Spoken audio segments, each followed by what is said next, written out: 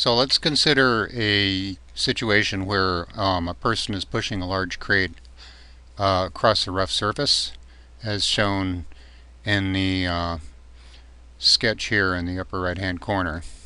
So we're asked to identify all interactions and then to use a interaction diagram and then a free body diagram to analyze the system. So here is an interaction diagram, and here is the person P and the crate C. There is in between them there is a push. This is going to show up in the free body diagram, and then with the surface of the earth, or the surface of the floor in this case, there is a normal force for each one of them.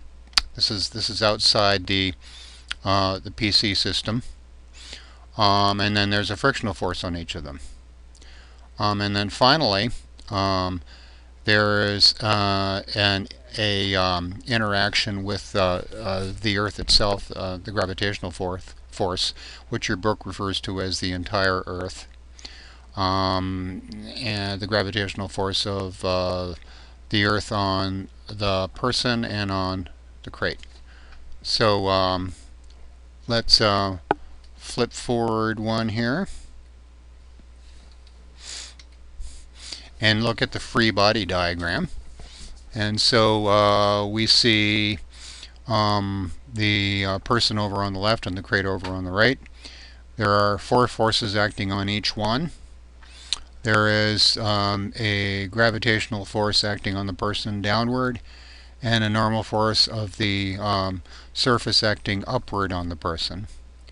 There is the force of the crate acting on the person, pushing back on the person, and the Newton number 3 pair to that is the force of the person on the crate, so that they're connected by a dashed line.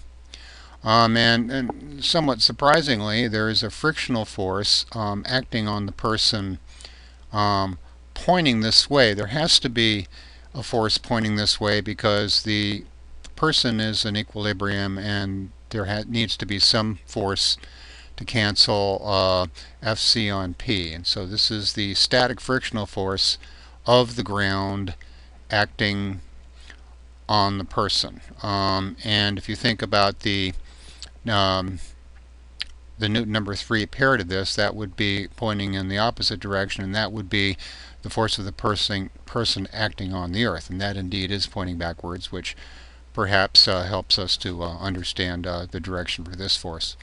Then the crate has the 4 forces acting on it: the force of the Earth acting downward, the normal force acting upward, as I've already mentioned, the force of the person on the crate, and then the frictional force acting backwards on the crate. And so the free body diagram here shown is one for 2 objects that are in equilibrium. Just visually, all these forces appear to sum to 0 on each of the 2 objects in the system being analyzed. 2 vertical forces in each case seem to be drawn with the same dimensions, and indeed have to be because there's no acceleration in the vertical direction, but also the 2 horizontal forces.